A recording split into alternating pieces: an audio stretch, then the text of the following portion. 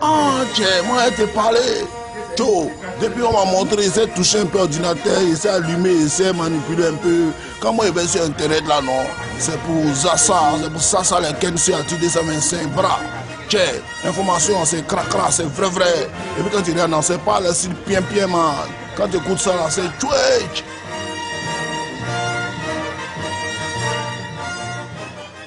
Donc, on va mettre drap. Alors, on a senti que depuis le démarrage de l'interview, l'esprit est déjà bédangouin. Joseph Andrew prêt à dire des choses, prêt à révéler, prêt à être zen. Je ne suis pas pédé. J'ai jamais été pédé. Ça m'a jamais intéressé. Je ne sais même pas encore arrivé. On est dans la parce que tu me demandes, on peut se tutoyer. Absolument. Le tu ne tue pas. Ça tue pas. D'accord. Donc, j'adore les femmes. Et les belles femmes. Moi, une femme, qu'elle soit petite, grosse, grande. Parce que tu me demandes ce que tu veux que je dise que j'ai jamais dit ailleurs. Je ne suis pas pédé, j'adore les femmes, je mange beaucoup, ça dépend. Et puis, quoi d'autre encore? C'est quoi le genre de femme de Joseph? En fait, j'ai pas un type de femme à proprement parler. J'aime toutes les femmes. Noire, claire, rouge, vert, petite, mince, grosse, taillée comme la fille qui est là-bas, pourquoi pas? Miss Eben. Miss Eben. Ah, c'est elle. Ben voilà, taillée comme Miss Eben, pourquoi pas? Et non, elle est mariée, donc on ne va pas l'embêter. Mais voilà, je suis un homme normal. Alors peut-être ce qui a fait kiffer ton ex-femme. Bien sûr, oui, parce que je suis un peu fou et puis bon, c'est une femme formidable, hein. Et on s'est aimé à la folie. Vous continuez de vous aimer ou tu continues de l'aimer? Alors, quand on divorce avec une femme, il faut être intelligent pour ne pas faire un divorce avec éclat. Voilà, moi ça a été un divorce à l'amiable, parce que je vous dis, j'ai fait presque 30 ans en France, à un moment je voulais rentrer en Côte d'Ivoire, elle n'était pas prête à me suivre, et puis bon, il y a eu des choses qui étaient... Mais tout peut se... Hein, on peut revenir, on peut faire marche arrière. C'est bizarre, hein? C'est pas un divorce vraiment divorcé que c'est fini. On s'appelle toujours, on a 2 enfants quand même. Elle m'a donné 2 beaux enfants. D'ailleurs, si les enfants me regardent, bonjour. Et c'est quoi en termes de profil de carrière pour ces enfants? Est-ce qu'on a déjà pensé à le mettre dans une telle ligne? Les enfants, ils sont dans de bonnes écoles, mais ils n'ont jamais voulu faire comme papa. Parce que c'est bizarre, mais c'est comme ça. Même quand j'étais avec eux, à un moment, quand je passais à la télé, à l'époque, quand je travaillais à iTélé, ils zappaient, quoi. Ils disent, mais pourquoi vous zappez? Oui, mais pas tout ce que tu vas dire, on le sait déjà. Je dis, mais vous savez déjà, mais ça c'est différent. Donc voilà, mais les enfants, ils sont encore à l'école, hein, pour certains, enfin, pour le second. Encore à l'école, mais sinon, ils veulent faire de la vente, faire du commerce, ce qui n'a rien à voir avec la télévision, que fait papa, et la radio d'ailleurs. En revenant à la télévision, je crois que j'ai eu dit que Joseph avait un projet pour la Maison Bleue, et ça n'a pas marché. Ah bon? Et il est allé faire une aventure au Cameroun avant de se retrouver aujourd'hui à la Maison Bleue. L'aventure au Cameroun, oui. Parce que en 2010, je voulais rentrer au pays pour faire un projet de télévision privé, hein, qui n'a rien à voir avec la Maison Bleue. Et c'est tombé dans la gangbang, quoi. Voilà. Et puis, il fallait se replier quelque part. Et mon associé à l'époque, Jean Aïssi d'ailleurs, que je salue, est français, mais d'origine camerounaise. Donc on s'est retrouvés comme ça au Cameroun, on va dire par hasard en fait. Puis il y avait des opportunités au Cameroun. Ils sont très en avance, en tout cas par rapport à nous. Il y a plusieurs chaînes de télé, il y a des câbles, il y a vraiment, ils ont presque une 35 ou 40 chaînes de télévision au Cameroun. Et donc j'ai tout appris là-bas en fait. Comment monter une télévision. C'était une très belle expérience. Donc on avait monté... Il y a eu un sentiment de frustration quand on parle d'ici au Cameroun? La frustration, oui, parce que je vous dis, en 2010, en 2008, 2009, 2010, je voulais rentrer au pays. Quitter iTélé, j'étais en pleine gloire, hein, mais en télévision, il faut toujours partir quand ça marche. Il ne faut pas attendre que quand ça ne marche pas, tu pars. C'est pas bon. Quand ça marchait, et donc, je suis parti. Et je vis au pays. J'ai même monté une boîte, tout ça, pour essayer de faire des choses. Bon, voilà. Et puis, la situation politique a fait que, bon, il fallait... Il y a eu des torpilles, c'est ça aussi? Non, aucune torpille. Non, pas du tout. Pour être honnête, rien. Moi, franchement, j'ai rien contre personne. Personne n'a vraiment rien contre moi. C'était juste parce que ça tirait de partout. Bon, voilà, quoi. Et puis, c'était bon, quoi, partout. Donc, il fallait se replier.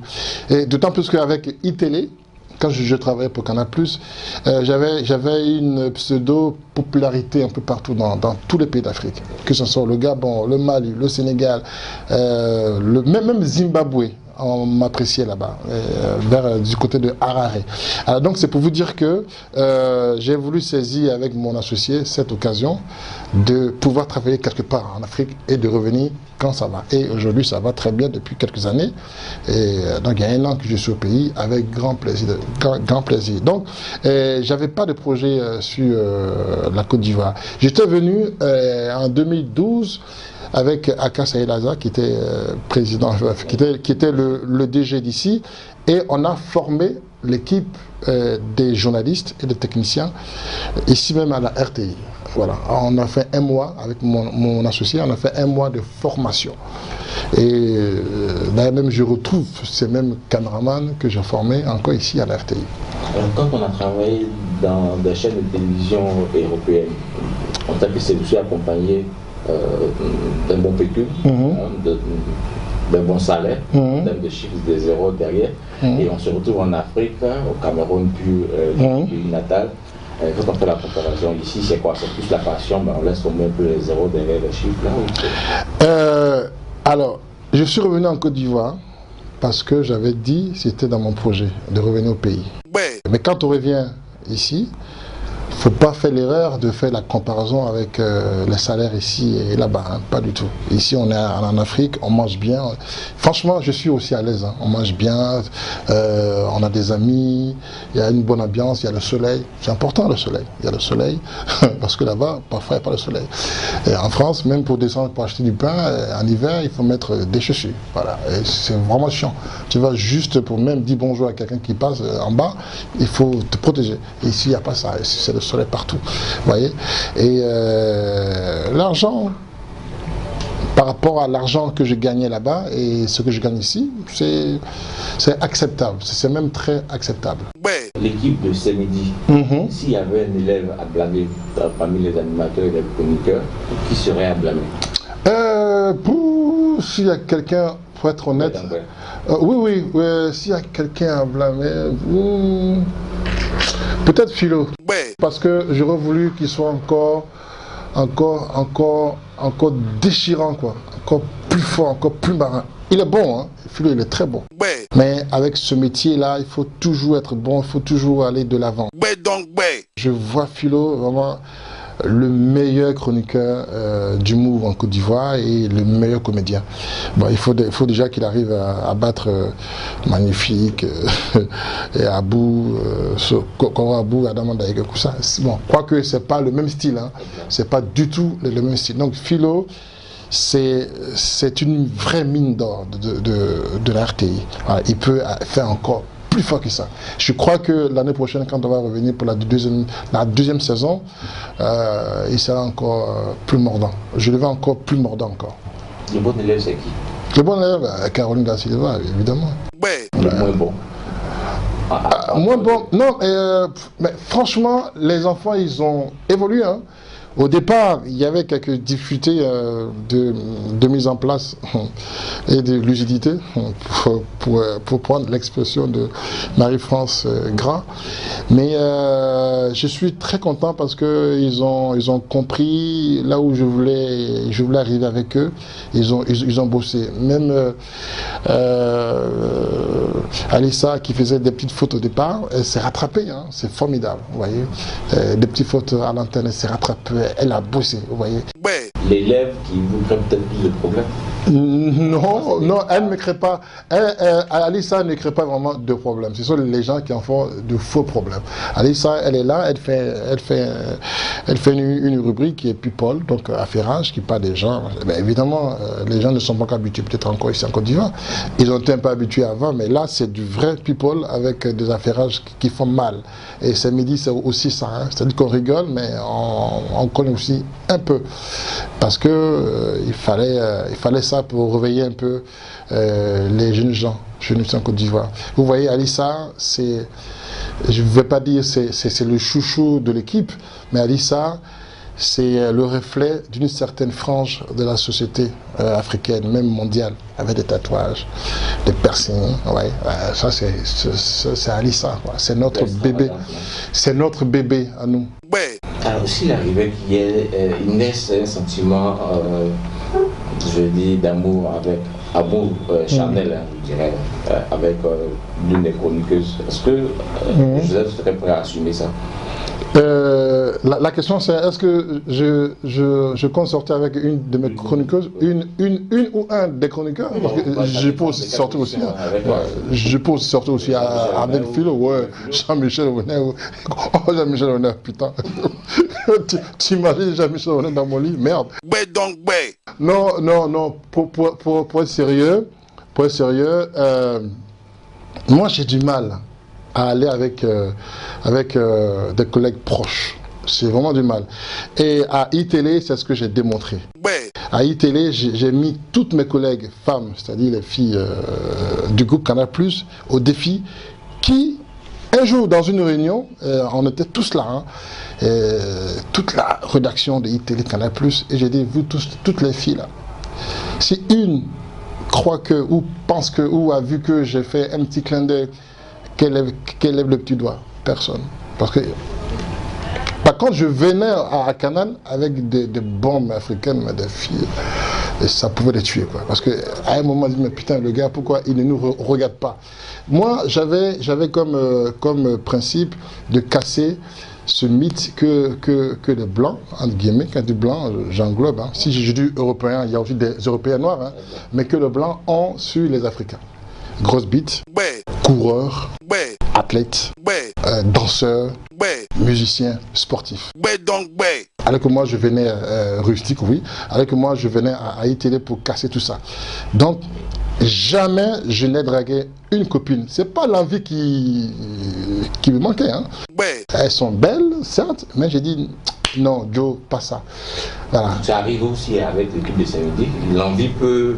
À samedi? Non, mais non.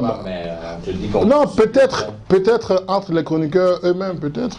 Ça arrive alors. Non, j'ai dit peut-être quand vous me dites que ça peut arriver, j'ai dit peut-être entre eux. Mais jusque-là, non. Ils sont très copains. Ils s'amusent vraiment de façon rigide au boulot. Certains appellent... Moi, j'ai voulu qu'il y ait un esprit de famille en place, mais pas de baise, évidemment. Donc on a un esprit de famille, et moi ce sont mes enfants quand même, ce sont mes enfants. Comme je vous disais tantôt, ailleurs, j'ai pas fait ça, donc c'est pas ici chez moi avec les filles là. Bon, c'est les enfants, c'est les enfants. Alors on va finir avec cette question, s'il y a quelque chose que tu devrais changer à la RTI, ce serait quoi? S'il y a quelque chose à changer, c'est l'esprit des gens qui ne veulent pas peut-être aller encore plus en profondeur dans les folies. Vous voyez, la télévision est avant tout de la folie, en fait. Il faut être sérieux, mais apporter du neuf, apporter de la folie. Il ne faut pas rester trop guindé, faut pas trop rester dans ses convictions religieuses, catholiques, musulmanes ou je ne sais quoi. Il faut sortir, il faut vraiment déchirer l'esprit, déchirer le cerveau, et puis faire sortir du neuf, du peps, et puis du plaisir. C'est ce que le public attend. Il ne faut pas rester... voilà. Et puis, si je peux changer l'esprit en disant que nous sommes africains, nous sommes noirs, nous sommes ivoiriens, et on est aussi forts que les autres. Avec ça, je pense que l'émergence, là, on va dépasser ça même loin, on ira très loin encore. Merci. Je vous en prie.